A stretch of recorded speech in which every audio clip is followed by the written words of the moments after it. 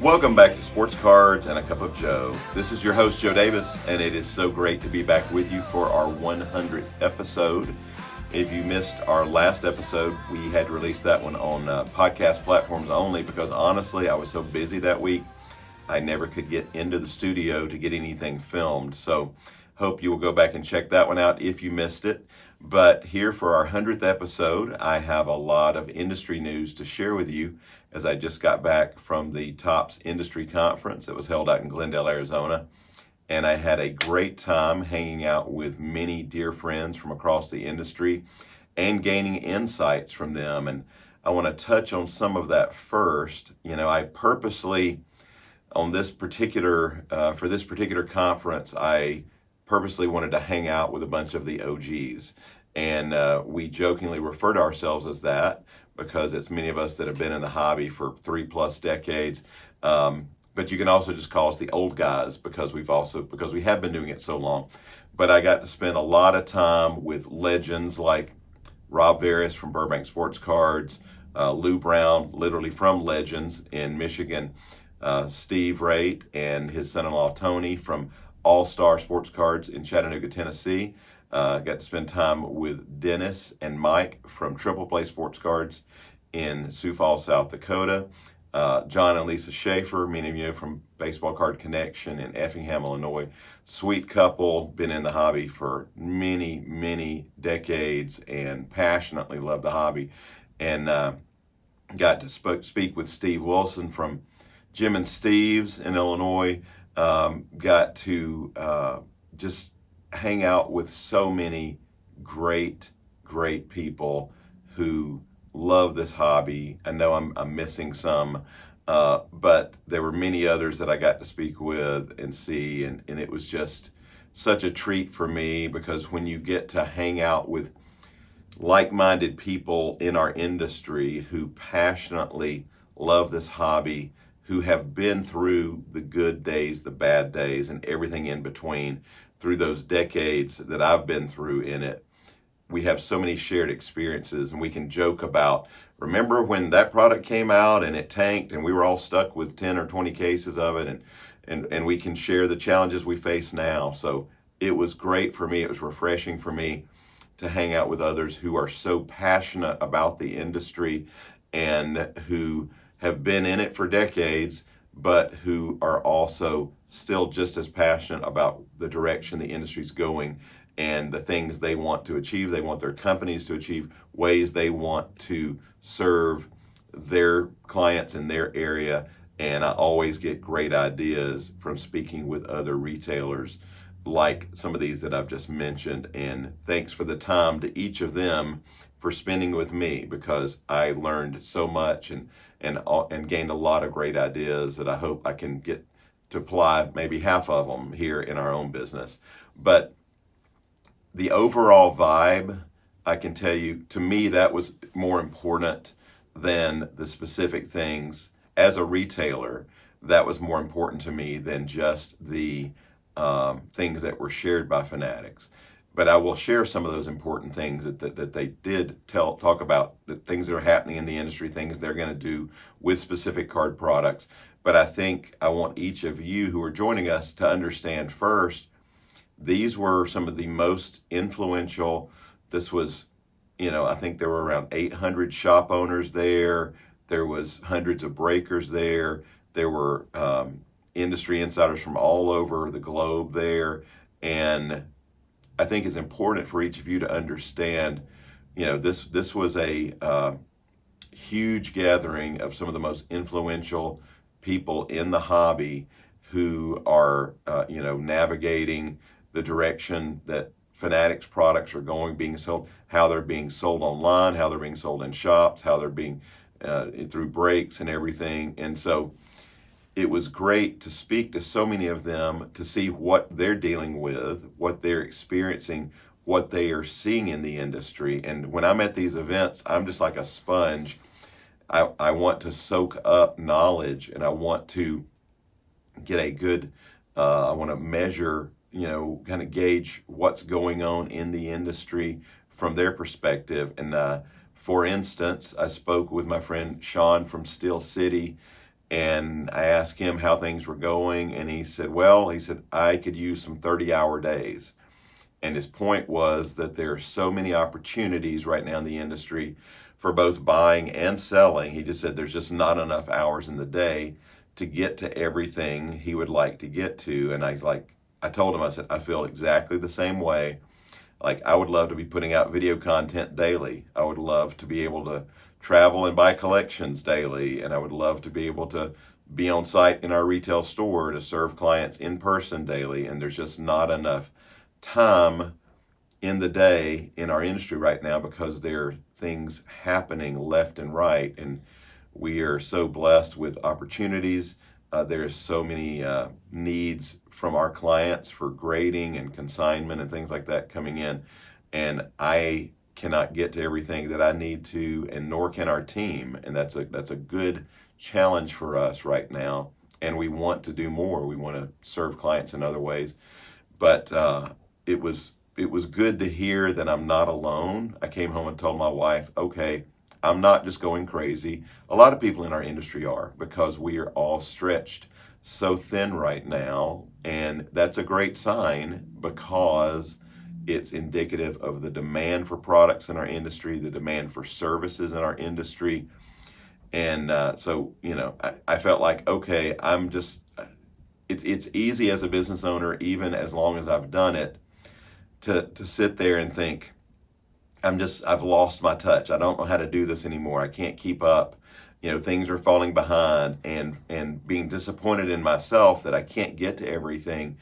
And I guess it's encouraging to know that others who have been in the business for decades are experiencing the same thing, that there's more to get to than they can get to right now, because there's so much happening in the industry. And as I've shared on recent episodes, we are overwhelmed with grading volume right now.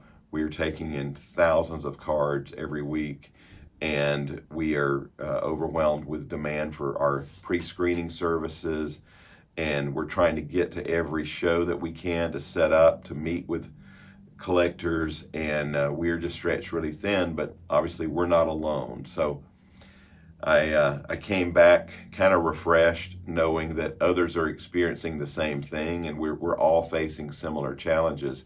But besides not having enough hours in the day, none of us seem to be able to get enough product. There was a lot of discussions about that constant give and take between what are the allocations for shops and what are the allocations for breakers. And of course, shop owners always want more, and breakers always want more. So that's one thing we have in common. But I didn't speak to a single person there, breaker or retailer, who said, oh, we get plenty of product. We have plenty to go around. It lasts us months. I heard some retailers saying, oh, on certain products, we sell out on the first day of the, one or two or three hobby cases or whatever we get on a given product. They're like, we get it, it's back out the door in no time. And I understand that. We experience the same thing here on many releases. So that, again, shows the overall aggregate demand for products in our industry. So let me switch gears. I know some of you want to hear specific things that were shared, and I'm going to share a post from our friends over at Sports Card Investor, because they did a succinct recap of some of the major things, and I'm going to touch on some of this, and I'm going to add some other things that I remember from the event, because there was a lot of breaking news. And I think, to me, the most important thing when it comes to products that I took away from the event was that Topps announced they're going to release, I believe it was 20 more NBA releases for the 25-26 season. That's a staggering amount, considering we've only had 3 so far. We've had flagship Topps, Topps Chrome, and Topps Finest. But there are a massive amount of additional products coming, including, for the first time ever, Topps Chrome Update for the NBA. And if you're going to pick a season, this is the year to do it. with all the incredible demand for Kahn and Cooper cards right now, both fighting out, former college roommates, teammates, now fighting for Rookie of the Year honors. There's gonna be alternate jerseys. You're gonna see players in the special variant jerseys, photos from the season.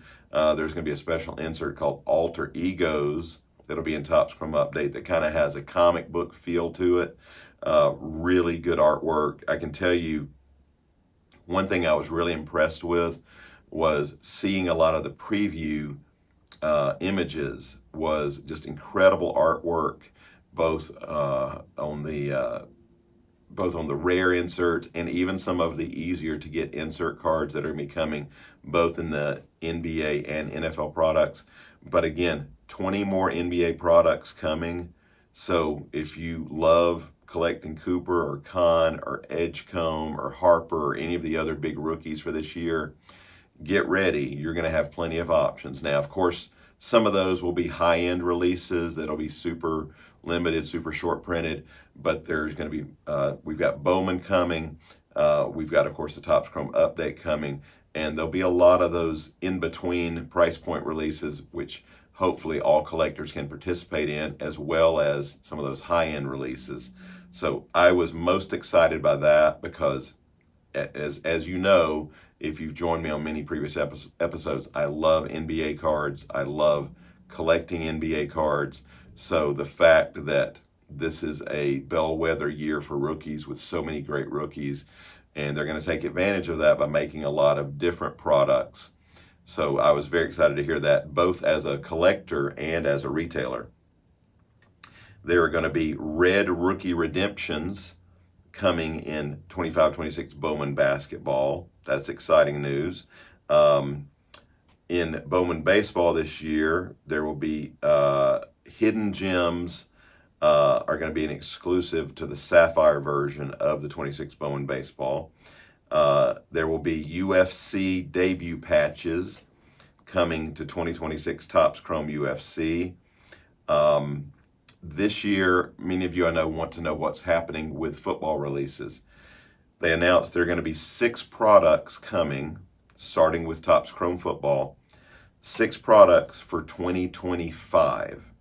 I'm well aware that it's April of 2026, but Topps has the rights to do this. And so once they have, now that they have the NFL license, and Topps Chrome Football is releasing very shortly, but they're going to do a total of 6 products. 6 products will feature 2025 NFL rookies, and they're even going to put they're going to conduct the MVP buyback program with this year's 2025 Topps Chrome Football. So Matthew Stafford base cards going to be very in demand. So I know it's not quite the same. Instead of course, like in this year's Topps Chrome basketball, collectors have been buying up Luka and Wemby, and the other top Jokic and other top contenders. Shea, of course, the other top contenders for MVP this year.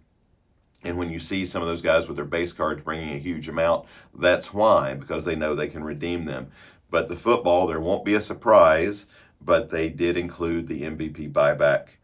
They're carrying out that program within 2025 Topps Chrome Football. Also, this was very interesting. Topps announced that they're going to guarantee minimum grades on certain high-end redemptions, because it's always frustrating. You get a huge redemption card, maybe it's a 1 of 5 autograph, and then you get it in the mail, and it's grades a 7. So they didn't clarify, are they going to guarantee 9s or 10s or 8s or whatever, but they said they're going to have minimum grade guarantees. So that was a very broad statement, but my guess is if you get a redemption card back, you grade it, and it grades poorly, I guess they're saying you'll have a right to resubmit it or send it back in to them to get a replacement. Or if you receive it in the mail and it's, maybe you send it into GotBaseballCards and we pre-screen it and it's not going to grade high, you can get a replacement. So that's good news. that Topps is basically saying, hey, if you get a huge hit from us and it's a redemption, we're going to guarantee a certain minimum grade for the quality of card you're going to receive. Other interesting news, Gary Vaynerchuk, Gary V, was there. He spoke briefly, and he was asked what he's currently collecting. Now, if you know, Gary Vee is a huge social media influencer. Of course, he created the V Friends brand, which was a big success last year. There'll be more of that product coming. But he was asked about what he's buying himself right now. And recently, he had shared he was buying 1966 Marvel cards. Of course, the first release of Marvel characters, and that product has just has gone up exponentially, the demand and the values recently, and I think a lot of it is because he brought exposure to that. And I've told collectors that, I released the Cartoon Cards brand nearly a year ago, which is focused on vintage non-sports, and he said he still believes that vintage non-sports have a lot of growth, at least certain ones. He said he's buying up, collecting 1940 Superman, which is, of course, the first Superman trading cards made by Gum Incorporated. I know card number 1 on that has blown up a lot recently. He even mentioned he was buying up Shrek cards, interesting enough. So those were not vintage. Those were in the 90s, of course, but that was interesting to hear. And so actually, I don't remember when those were. I think they were 90s or 2000s, but it's been a while, but they're definitely not vintage. But so it was interesting to hear him say he's still chasing the non-sport stuff, things that he likes, and he still believes there's a lot of growth area, as do I. I think there's a lot of growth on certain characters and certain licenses, and I'll probably again, one of the things I want to get to, I hope to release a show specifically focused on that in the near future, where I talk about some of those iconic brands and cards I'm collecting. And it's not so much that you might care about what I'm collecting, but it's more just to provide education. We have a whole website, again, cartooncards.com with a Z, cartooncards.com, where you can study and see images of a lot of those brands. But I will plan on doing an episode on that soon, just to provide more insight on that of what I'm seeing. But he's very bullish on the card market as well. And Chris Carlin from PSA was there, and he was talking about how busy they are, how great the grading volume is for them, and the demand. And so everyone, no one came out on stage and said, we're really struggling right now. We really are concerned about the future of the industry. It was all very positive. It was all very forward-thinking, forward-looking of what the future holds for the industry. And it was just a super positive experience for me. And you might think, well, I'm sure those events are always like that, right? They're trying to pump you up to sell their products. I can tell you, I experienced many previous conferences, not since Fanatics has taken over, but past years, pre-COVID era in our industry, and things were not all happy and all uplifting and encouraging. And I used to spend a lot of time at these conferences. I remember one particular friend, and each year at the conference, we would literally say, well, how much debt are you in now? Have you paid off any of your debt? How are things going? Are you hanging on?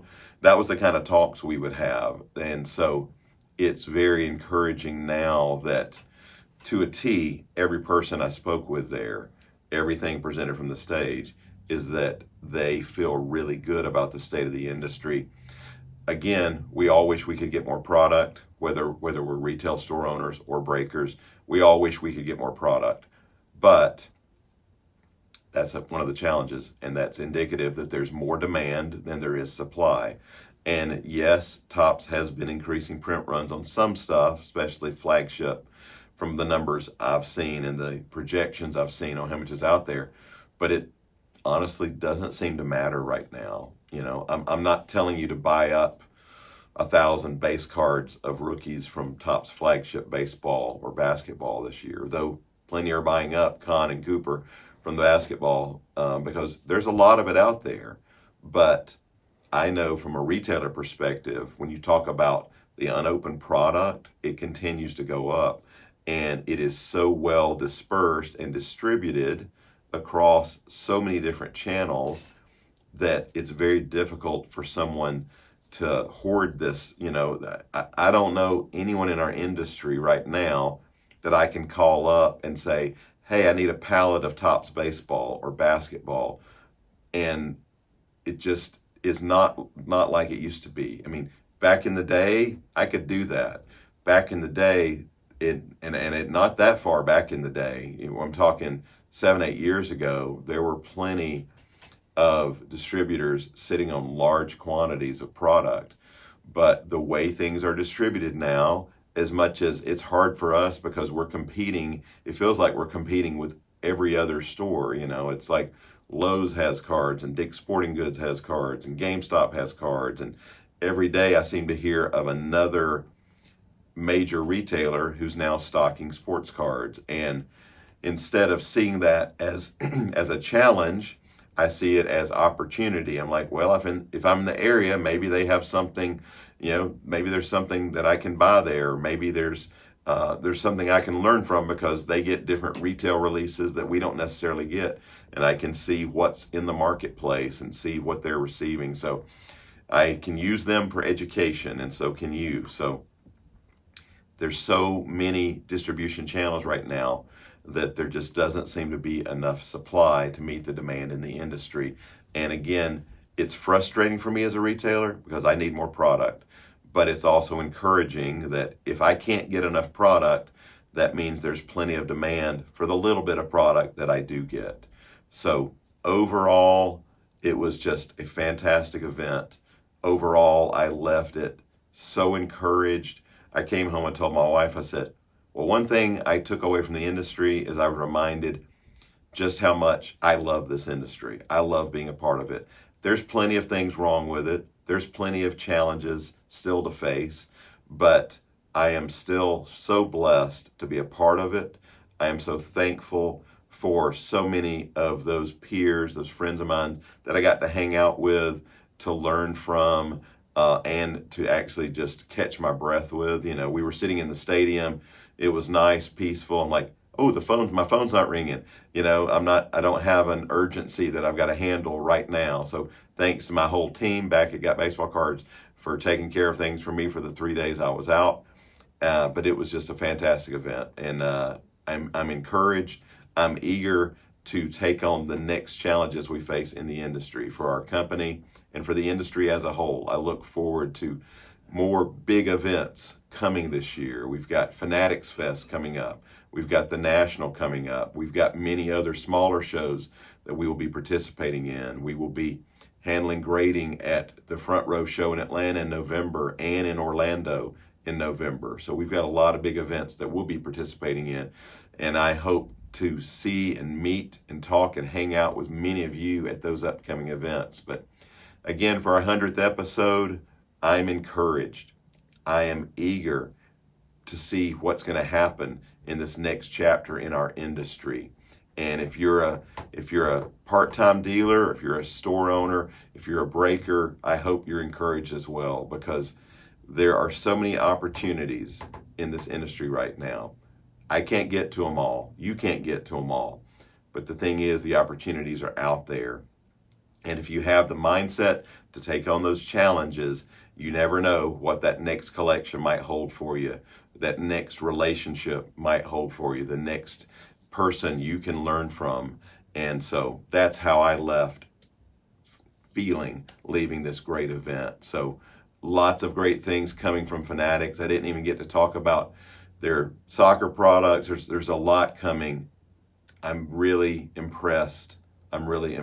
Yes, I'm a retailer. I sell Fanatics products, but I'm very impressed with the product offerings that are going to be coming. So whatever you collect, whether it be entertainment cards, baseball, basketball, football, UFC, WWE, whatever. There's some really cool things coming down the pike from Fanatics, and I'm really looking forward to seeing so many of these releases, both as a retailer, but also as a collector. I look forward to rip some of these upcoming products, and we're going to try to do a better job of sharing more of that content with you on our Instagram as well. We'll be doing some blaster rips, things like that coming up soon, just to give you a preview on some upcoming products. So again, thank you all for joining us today. Remember, most importantly today, Jesus loves you. He wants a relationship with you. And I think each and every one of you are awesome too. And I'm thankful for every one of you. Thank you. We will see you again soon.